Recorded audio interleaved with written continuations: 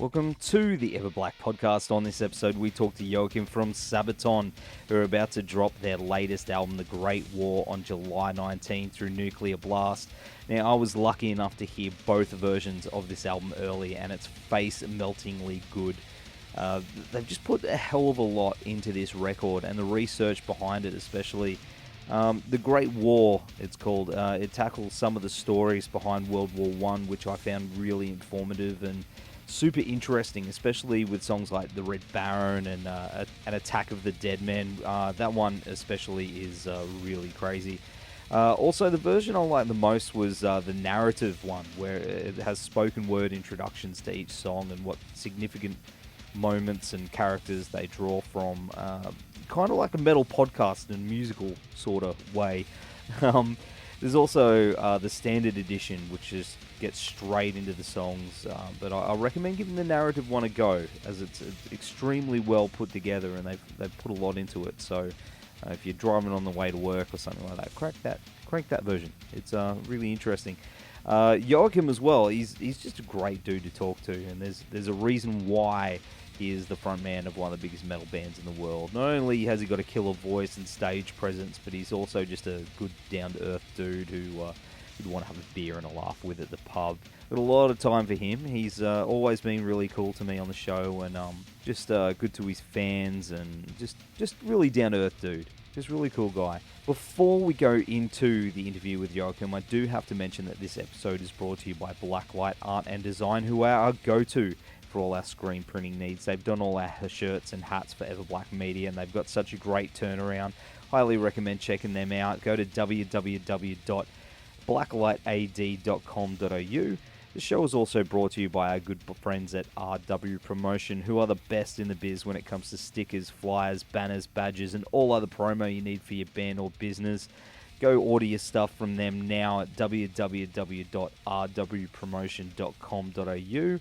Also, don't forget to subscribe to our YouTube channel and Everblack podcast through iTunes, Spreaker, and where all good podcasts are streamed. Also, hit us up on all the social medias, Facebook, Twitter, Instagram. We're on all those. And stay in touch. We love hearing from you guys, and we appreciate the support. All right, here is my chat with Joakim from Sabaton. The Great War comes out this week, July 19 through Nuclear Blast. Get it, pre-order it, and turn it up loud. Enjoy. Joakim, how you going, man? Very good, thanks. Still pretty early in the day, so before lunch here, so I haven't been totally bombarded by too many interviews yet. Is it Sunday there yet? Yes, Sunday 11:40. Oh, dude. Well, I hope the rest of your day is going to be pretty cruisy, but in the meantime, thanks for taking the time to chat on the podcast, man. It's much appreciated. Well, thanks for having me, man. Well, the last time we actually spoke was, I believe it was just before you were heading down here for Download Festival, which was just incredible. How was that? Lots of fun. I genuinely believe that probably some of the nicest people in the world are the Australians, because it's like level of friendliness and hospitality is just a hint better than almost anywhere else, I'd say. We go all right. We go all right. I'm serious, man. It's fucking fantastic to come down all the time, you know. Oh, mate, we definitely hope to have you again soon. That's for sure, because that was incredible. Yeah, I mean, unfortunately, we don't have any, set plans yet, but we will make sure to do our best to come down on this rotation. Definitely with this album, man, because I have to say the new Sabaton album, Great War, is it's just incredible, man. I think it's my favorite, to be honest. It's got so much depth. Man, it feels like this one, you put a hell of a lot of work and research into it. That's for sure. Oh, yes. I would say it's probably research-wise one of the most massive undertakings we've done. I would say this one and Carolus Rex. But it was hell to write, actually, musically, because it's like every time there is performance anxiety and you're constantly comparing every song to a best of your previous albums, so it's getting harder and harder, but I'm guessing that's not only us. That will happen to any band who has done more than 3 albums when it starts to get tricky. Well, but I mean, you've hit it out of the park, man. I mean, with this many albums in, you've just delivered it's going to be one of my favorites of the year. And I'm not, I'm not just saying that. I've spent a few days with this album, and especially the there's two different versions. There's the history version, and then there's the standard version. I really enjoyed the history version. I think it had a lot more depth to it, and I just really enjoyed that experience. Yeah, I mean, thank you. I mean, I think everyone should hear and probably would enjoy hearing the history edition the first couple of times more, because it's, you have those historical or the small introductions to the songs. You don't have to try and figure out what it's about while you're listening. That's already been taken care of. Now you sit back and enjoy the ride. So, however, I understand that if you're having friends over for a barbecue on Friday, you might want to get straight into the metal, if you know what I mean. And, but they're a bit different. I mean, some songs in the historical editions don't have musical intros; they just go straight into the actual song start, and then the intro is obviously the spoken. But on the standard edition, there might be a musical intro that's not there on the historical one. They're both, as you just said, like two very different experiences. But I guess because I listen to a lot of podcasts, that's what I think I really enjoyed, those elements. Who was narrating it? Who narrates the intros? A British woman called Bethan or Bethan. I don't know how to pronounce her name, actually. She's awesome. I could hear her all day. We found her. Yeah, I mean, fantastic voice, and reminds me a bit of Judi Dench, wouldn't want to mess with her, That's true. I just want to hire her to narrate my everyday day, Yeah. Oh, imagine going to the toilet having that narrated. Oh, yeah. With this Judi Dench voice. You go, yeah, you can pause. I'll give you that. But of course, I like the stories on this one as well, especially with the tracks. 7 Pillars of Wisdom. Red Baron is sick. 82nd All the Way. Pillars is about Lawrence of Arabia. Is that right? Yep. Well, lots of research for that one. I mean, obviously, Lawrence of Arabia is a famous movie. Yes. So a lot of people have heard of him, but I don't think too many people know the historical aspects or the context. It's like, oh, it's a cool Hollywood movie. No, wait, there's more to it. So I would recommend people to look into it or listen to the song. I think it's on a global scale, him being there or not wasn't really important, but that doesn't make the story any less interesting in a way. And but please stay away from his book, 7 Pillars of Wisdom. I read it, and fuck me, that is awful. It's oh man, the way he writes, it's excruciatingly painful experience. So yeah, keep that one, but you can watch the movie or read on Wikipedia or watch a documentary. Right. That's much better. What about the one that got me a bit stuck was Attack of the Dead Men? What's that one based on?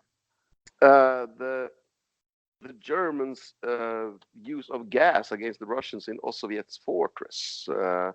Kind of a bizarre, almost too good to be true story. The Germans are basically using gas, not for the first time in the conflict, mind you, but it is still a very new technology.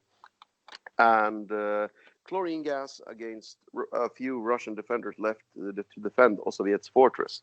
And the Russians don't have gas masks this time, so they wrap themselves in whatever piece of cloth or they can, and try and protect themselves from the gas in the best way they can.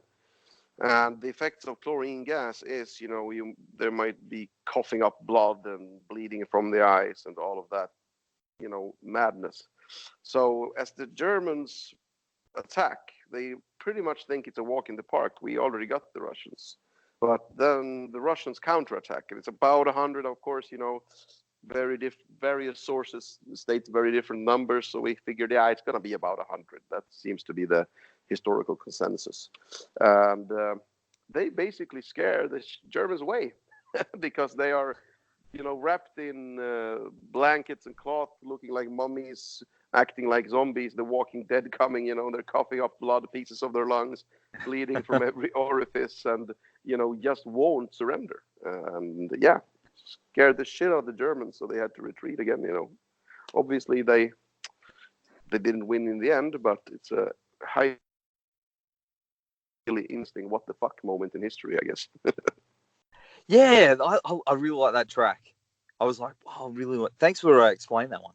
I think I like that one. That's probably my favorite so far. But also, I've been getting. There's I've been a really cool YouTube videos on it as well. I can't remember which one it was, but something like Weird History or Short History or something like that. With a bit of a cartoon way of telling the story. I found that after we did the song, and I wish we would have found it before.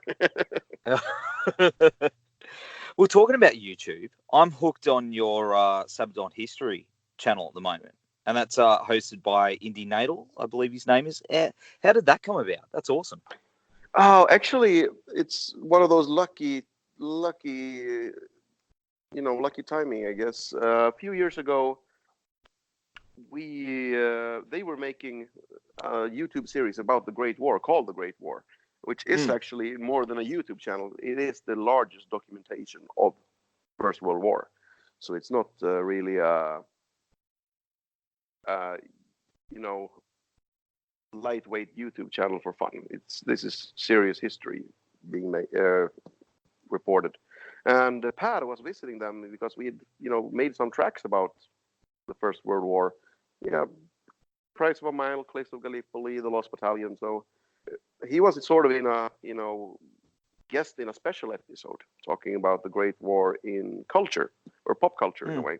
And then, of course, in November last year, they were sort of out of a job because they covered the Great War week by week, exactly. So they started, in 14. So they actually followed like a news report what happened 100 years ago chronologically. So we figured, we've always wanted to do a small documentary about Sabaton songs. Would that be a nice way of showing people that extra layer or the extra dimension to our music? Because if people want to drink beer and listen to our music and sing along and don't care about the historical aspect, that's fine. But I'm pretty much convinced that 30 to 50% are missing that extra dimension that they might enjoy if presented for them in a good way. Do you listen to podcasts and stuff? Are you into like Dan Cullen's Hardcore History and stuff like that yourself? Oh, hardcore history, man! No, that's way above my league. We are. I mean, we are really passionate about history, but we are amateurs. I mean, that's why we have Indy doing and the team from Sabaton History doing the historical part. Because I mean, if you would have asked me 15 years ago, I thought, or 10 at least, it's like, I'm getting pretty good at this history part. But the more I learn, the more I realize I know nothing. But as a format, I love podcasts because I drive a lot when we're not on the road, and even on the road there's a bunch of driving going on, and in that case I love it because especially when driving myself, it might be mini documentaries, just two people talking about a topic I'm interested in, and it's a really great way to instead of reading a book, which I think demands focus in a whole different way. And so to have that opportunity, I mean, getting on the train or getting in the car and having something that doesn't last for 2 hours, but rather a couple of minutes here and there, it's amazing. Oh, it is, dude. And I mean, I learn a lot from listening to podcasts. I listen to a ton of podcasts, and I guess, do you think that the younger generation these days are starting to lose touch with the importance of our history, with the wars, the great wars and stuff like that, and maybe that's a good way, with obviously people like yourselves, band like yourself, re-educating people and bringing them into, I guess, so they're not forgetting Yeah, the I would importance? say actually, I would say, whoa, this is going to be a confusing answer. I would say it is not very good. Is well, let me think here. It used to be worse. It seems to me, at least, that there are more and more people slowly but surely getting into history Mm, because it's told now through maybe YouTube or popular culture in a much smarter way. I think the school system has eaten out all love of history of several generations of people because in the end it's been focused so much on zooming out and covering as much as possible and only talking about the globally important events. So on a big scale, history can be really fucking boring, and I understand that. I can mm. relate to it. But you know, if you zoom in a bit, what is history? It's stories, and I still haven't met a single human being who doesn't love a good story. So I think it's all about how it's told or how much you zoom in or out. Absolutely. Well, when you guys are on tour, though, do you seek out like war museums and stuff like that for inspiration? To dig deeper a little bit in that way. Yeah, there's always a bit of that going on. I mean, it's not like okay, we're gonna make an album. Let's get some books and let's visit some museums. I mean, we Mm, genuinely love history. Yes, we're amateurs, but we're still passionate about it. So it's like a constant process for us. No matter if it's the research or the songwriting or visiting museums, it's like they go hand in hand because we love to write music. We are musicians. We're passionate about history, so we want to find out more. So from that point, it's like the process never really stops, and it is a nice state of flow to be in. If in a way, we don't have to feel like okay, we're starting something now because it's always hard. Even if we're talking about going mm. to the gym, most people like being at the gym. Nobody wants to go to the gym. And the same thing here. Starting something is always hard, but when you're in the middle of it, it's actually quite nice, and that's why at least I try to be in the middle of it almost all the time because I actually enjoy the flow. Excellent, man. Well, of course, this year marks your 20th anniversary with Yes. Sabaton, which is just incredible, man. That's such a great achievement. You and Pa have been there since the beginning. How do you guys feel about hitting that milestone? Yeah, it makes us feel old. It's not too bad though. I mean, we started pretty young together, so I mean, we're still under Yeah. 40, everyone in the band, and I mean, Hannes, the drummer, isn't even 30 yet. So it's like it's a good vibe. I mean, it sounds like a lot, but since we started so early, it's not like we're you know thinking of quitting. I mean, Mm. considering heavy metal, you don't have to be. You're not you are not old news if you're old. Rock musicians can go on for longer than pop artists, it seems. So I'd like to think that there's another 20 years in us. 30. Let's go Okay. 40. All right, let's aim for Are we 40. negotiating now? Yeah, I mean, of course, I would to, look back at 50 years, but that would put me at like almost when that happens. I'll be 68 by the time we've been going. I'd be 68 by the time we've been going for 50 years. I'm not sure people want to see a 68-year-old man trying to jump and, hammer his knee on a stage. I don't know. It works for other bands. They just charge a bit Yeah. more money.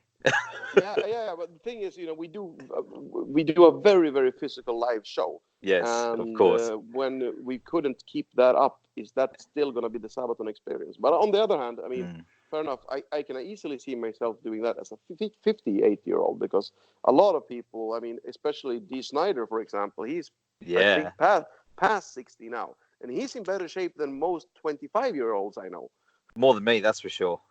Yeah, more than almost anyone actually. Yeah, it's quite an achievement actually, and I'd like to still be on stage in my 50s.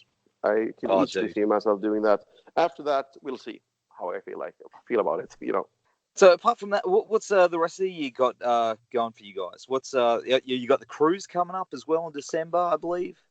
Yes, Sabaton Cruise, more Sabaton History stuff coming. Of course, there's a US tour with Hammerfall in October, November, and more tours to be announced. Actually, everything is set in motion as we speak.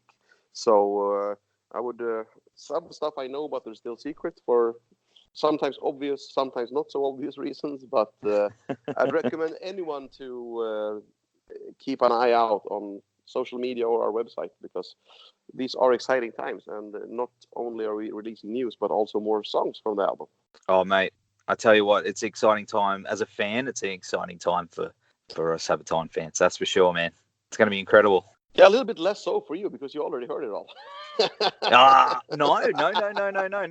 It just makes me more excited for everybody else. You know what I mean? And I get to put this interview out and feel like I'm part of it. I guess that's what's special for me. I feel like I'm part of it, even if I'm just a tiny little blip. I feel like we're all tiny little blips, man. It's a good way of putting it, but it's like it's really fun to be a part of something like this, and no matter if it's writing music, being on stage, or actually talking about it, because we have this luxury. We're passionate about history, so there's a lot of things to latch onto when you meet fans or talk to journalists. There might be a common ground there that maybe some other bands don't have.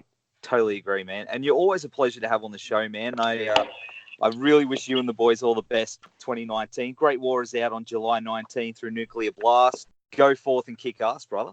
Thank you very much, my friend. Take care, and hope to see you soon in Australia.